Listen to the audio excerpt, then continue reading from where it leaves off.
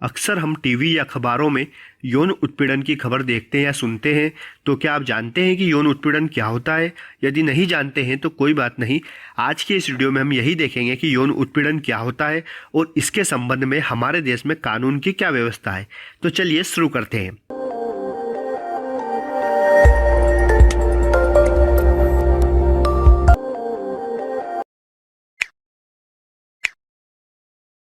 दोस्तों, यौन उत्पीड़न वर्तमान समाज की एक गंभीर समस्या बन गई है। दोस्तों, शर्म की बात तो यह है कि इसमें बच्चों को भी नहीं छोड़ा जाता है। दोस्तों, कुछ महिलाएं और बच्चे आए दिन यौन उत्पीड़न से होकर गुजरती है। यौन उत्पीड़न के जितने केस हमारे समाज में सामने आते हैं उससे कहीं ज़्यादा केस दबा दिए जाते हैं, हमारे सामने ही नहीं आने दिए जाते हैं। तो चलिए अब हम ये समझते हैं कि वास्तव में यौन उत्पीड़न होता क्या है। तो दोस्तों, देखा जाए तो यौन उत्पीड़न अलग अलग तरह की यौन गतिविधियां हो सकती है। यह गतिविधियां ऐसी हो सकती है जो आपके साथ जबरदस्ती आपकी सहमति के बिना की जाती है। दोस्तों, इसे दूसरे शब्दों में समझते हैं तो आपकी इच्छा के विरुद्ध शारीरिक संपर्क बनाए जाने को ही यौन उत्पीड़न कहा जाता है। जी हाँ दोस्तों, आपकी इच्छा के विरुद्ध शारीरिक संपर्क बनाए जाने को ही यौन उत्पीड़न कहा जाता है।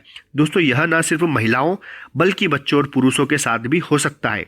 दोस्तों, यौन उत्पीड़न के कई प्रकार हो सकते हैं, जैसे कार्यस्थल पर महिलाओं को जबरन परेशान करना, उनके साथ अश्लील बातें करना, छेड़छाड़ करना, शरीर को छूने का प्रयास करना, गंदे इशारे करना आदि ऐसे कई कृत्य यौन उत्पीड़न की श्रेणी में आते हैं। दोस्तों, यौन उत्पीड़न को और सरल शब्दों में समझते हैं, जैसे कि एक कोच जो घोड़े की सवारी करना सिखाता है, एक छात्रा को घोड़े पर बिठाने के लिए स्पर्श करता है, तो वह यौन उत्पीड़न नहीं कहलाएगा। पर यदि वह व्यक्ति बाद में बाहर क्लास खत्म होने के बाद छात्रा को छूता है और वह छात्रा असहज महसूस करती है, तो यह यौन उत्पीड़न की श्रेणी में आता है। दोस्तों, इसी तरह यौन संबंध बनाने की मांग करना या उसकी उम्मीद करना, जैसे यदि किसी विभाग का सीनियर पुरुष किसी जूनियर महिला को प्रमोशन का प्रलोभन देकर शारीरिक रिश्ता बनाने को कहता है, तो यह यौन उत्पीड़न कहलाता है।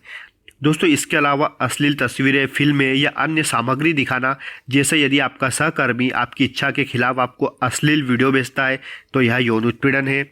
या कोई अन्य कार्य जो यौन प्रकृति का हो, जो बातचीत द्वारा लिखकर या छू कर किया गया हो, तो यह भी यौन उत्पीड़न है। दोस्तों, इसके अलावा अश्लील तस्वीरें, फिल्में या अन्य कोई अश्लील सामग्री दिखाना भी यौन उत्पीड़न की श्रेणी में आता है। तो दोस्तों, चलिए अब हम देखते हैं कि यौन उत्पीड़न जैसे अपराध के लिए सजा का क्या प्रावधान है।